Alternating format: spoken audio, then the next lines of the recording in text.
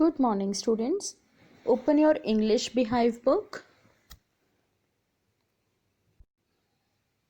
Open your page number 15, and today we will start reading our poem, The Road Not Taken. Students, these are the difficult words we would come across in this poem. Diverged. Diverged means went in separate directions. Undergrowth. Undergrowth means small, thick bushes growing close together. Wear. Wear means continuous use of something.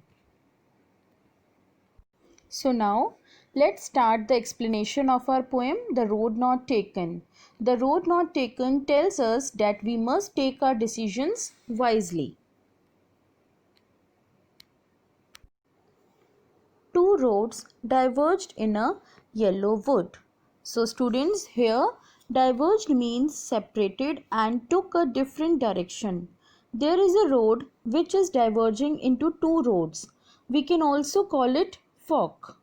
When you are going on one road and there is a diversion in two different ways, there are two different paths on the same road and you have to choose one out of them. So the poet says, and sorry, I could not travel both.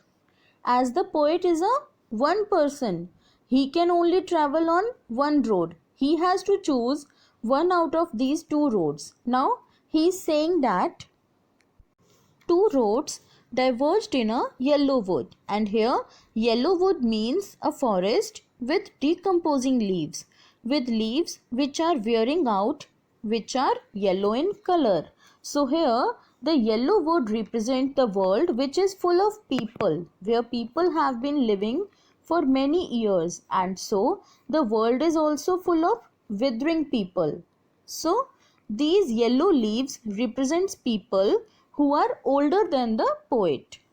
Poet is in such a place where there are older things also. So he is in an old place and he is comparatively new. New means he is a young man, and then he tells us that he is in a dilemma. He is in a confusion. He was walking on a road and now he has reached a place where there are two ways. There are two paths and he cannot walk on both the roads. He has to choose one out of them. He says, and be one traveler long I stood. As he is a one person, he cannot travel on both the roads, and so he stood. He stood there for a long time and looked down one as far as I could. So what did the poet do? He kept standing there and he was looking at that place very keenly. As far as he could see, he was observing it very carefully. Now, why was he doing so? Why was he looking at this path? In order to know how good the path is. Is it suitable for him or not? To where it bent in the undergrowth. So here undergrowth means by the dense growth of plants and bushes. Means the forest. As far as the poet could see the path, because afterwards आगे जाकर that path got covered by dense forest, trees, bushes, etc. So as far as he could see the way or the road, he was watching it to check that whether this path is correct or suitable for him or not. This same thing happens in our life also. We have a lot of choices, but we have to choose only one option. Then we also think for a long while for that path about its benefits and disadvantages or causes and etc. Then only we can decide the correct option for us. So this same thing was the poet doing there. Then took the other as just as fair. So here fair means as good as the other one. So he had two options. He thought a lot about one option where it is the correct one or not. And then he decides to go for the second option because he feels that this path is also as good as that the first path. He says just as fair. So he felt that both the paths were equally good. So he started walking on one of them, and then he says that and having perhaps the better claim. So here the word claim means by a better option. So the poet is saying that perhaps the poet felt that the second path is the better option. That's why he started walking on it. And then he says, why did he feel that this path was better for him? Because it was grassy and wanted wear. So here, wear means grassy means here unused, and wanted wear means something that had not been used earlier. So the poet is telling his decision. This path had grass on it, and that means it was unused. Not many people had walked on this path earlier.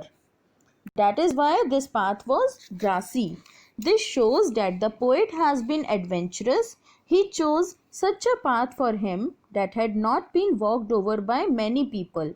And wanted wear means not so many people have used that path. And then what he says, so far, though as for that the passing there had warned them really about the same. So here, after going or walking some time or some distance, he noticed that he realized